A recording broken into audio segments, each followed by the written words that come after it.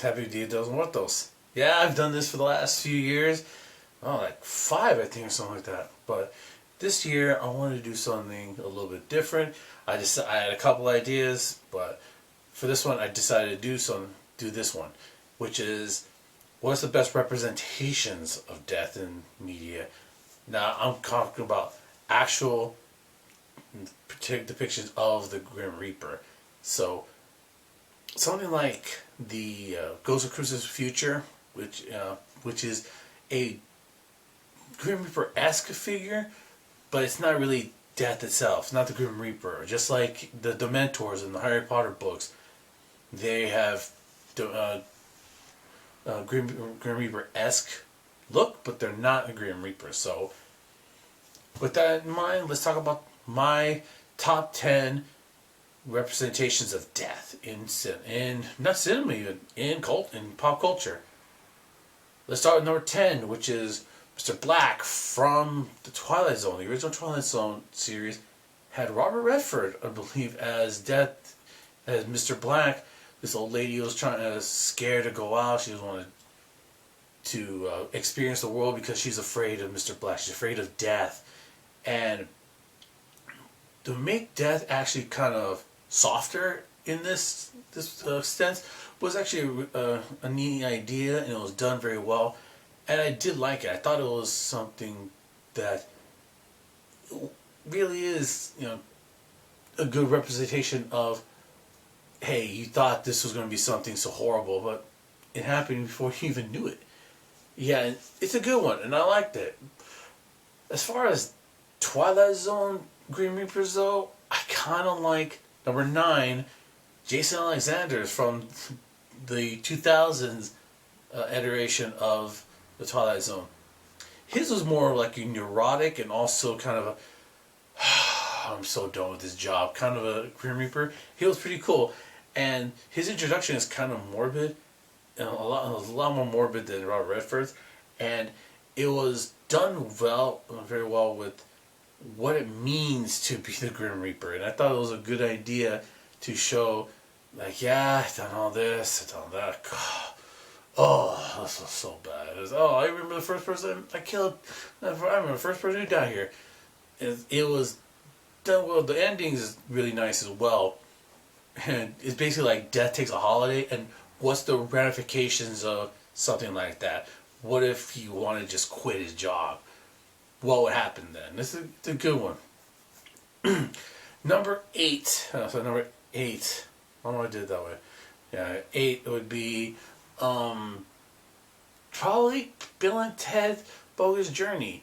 This is another comedic one, and it's apparently it's a parody. There's a parody of a Swedish film which I had never seen. I don't even know the name of it, but when I watched a review of it like a few months ago, it talked about that parody, and I had never seen it. Same with Animaniacs did something like this too with death.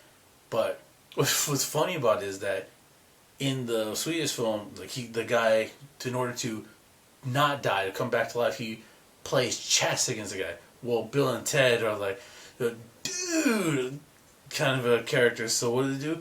They play board games. They play Twister. It was Clue. That was what they played first. And what's funny is that after Death loses the first game, he's a sore loser. And so it's like, no, I don't want another one. No, I want another one. It's kind of cool. It's kind of funny, especially when I was a kid when I first watched it. It was funny, and this was the first like funny Grim Reaper I had ever seen in a movie. So funny representation of death, because I'd only seen like I saw Ghost, but that representation of death was a lot more serious. This one's a lot more comedic, and that was the first time I ever seen it, and it was funny. Speaking of, number 7 is the Grim Reaper from Family Guy, voiced first by Norm Macdonald and then Adam Carolla.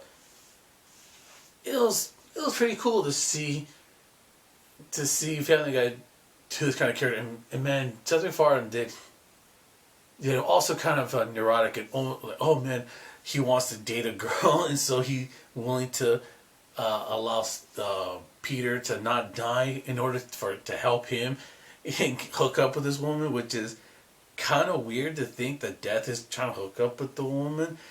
And he comes back in a few episodes. He's even in the, I forget what year they came out, but the Family Guy video game. There's a scene with him going to where Stewie is trying to infiltrate a hospital, and Death keeps showing up because the hospital is terrible at their job. Yeah, it was pretty cool to see that. But yeah, number six would have to be. Honestly, I want to go with Castlevania's depiction of death. I've only ever played the first Castlevania game a couple of times, and man, I heard people say, "Yeah, that boss is hard. That boss is a pain," and it is. Man, I only played it a couple of times, but man, that death, just getting to death is a pain, and then trying to beat him, you're like, oh, you're just cursing the entire time. It's like, come on, and yeah, you end up cursing because trying to find his pattern, trying to find out when to attack, and find out that it can get you anywhere is a really difficult boss, especially if you don't have the holy water. But yeah, as the pictures go, it's a good one, and it really just shows how hard it is to beat death in real life and in video games. So that's it for part one. I'll do part two right after this, and stay tuned for that. All right, take care.